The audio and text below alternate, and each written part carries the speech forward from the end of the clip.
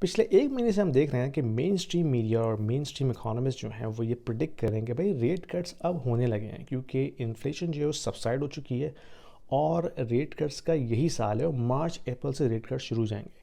आज हमने देखा कि स्टैट्स कैनेडा ने एक बॉम्बशेल रिपोर्ट पब्लिश की जिसमें दिसंबर की जो CPI रीडिंग आई है वो रिपोर्ट की है 3.4% और नवंबर में कितनी थी 3.1%। तो एक सडन जंप हुआ। ठीक है, जो फाइनेंशियल मीडिया इसको रिपोर्ट कर रहा है वो कह रहा है अनएक्सपेक्टेडली हाई इन्फ्लेशन।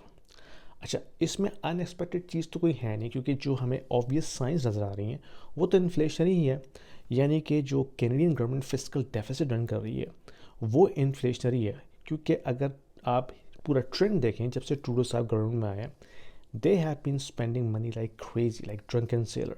तो जब कभी भी ये फिस्कल डेफिसिट रन होता है, that is going to be financed by the bond market and that will have direct impact on taxes। ये जो हम देख रहे हैं टैक्सेस सारे अप्लाई हो रहे हैं, कार्बन टैक्स के ऊपर, कार्बन टैक्स के ऊपर, कार्बन टैक्स। इससे होगा क्या, इससे फ्यूल जो है वो एक्सपेंसिव हो जाएगी और जो भी चीज़ ट्रांसपोर्ट होती है लाइक फूड वो भी एक्सपेंसिव हो जाएगा। और ये याद रखेंगे जो रेड सी में तमाशा हो रहा है, ये जो शिपिंग राउट डिस्टर्ब हो रहा है, यानी कि पहले उसने जाना था स्विस कैनाल के ज़रिए, अब वो साउथ अफ्रीका जाके दोबारा यूरोप में ऊपर आ रहा है। That is going to make shipping cost expensive. तो ये तमाम चीज़ें जो है वो इन्फ्लेशनरी हैं। ठीक है, इन चीज़ों की के बगैर जो है इन्फ्लेशन नीचे नहीं आएगी। और इसके अलावा अगर अनएम्प्लॉयमेंट अगर आप देखते हैं तो वो है 5.8%।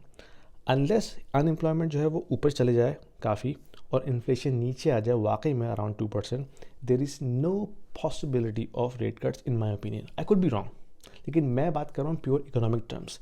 अगर आप बे स्ट्रीट को सुनते हैं, ये जो फाइनेंशियल गुरुज जहाँ बैठे हुए हैं, उनका तो काम ही लो रेट पे चलता है। यानी कि उनकी जो एसेट प्राइसेस हैं, जो उनका पोर्टफोलियो है जो को मैनेज कर रहे हैं, वो तो उनको चाहिए ही चीप मनी उसको प्रॉप अप करने के लिए। तो वो तो हमेशा अपनी ख्वाहिश का ज़ाहिर करेंगे कि भाई रेट कट्स होने चाहिए ताकि हमारा काम चले। लेकिन in pure economic terms there is no possibility of rate cuts unless unemployment shoot up हो और इन्फ्लेशन वाकई में नीचे आए, जो कि अभी नहीं आ रही है।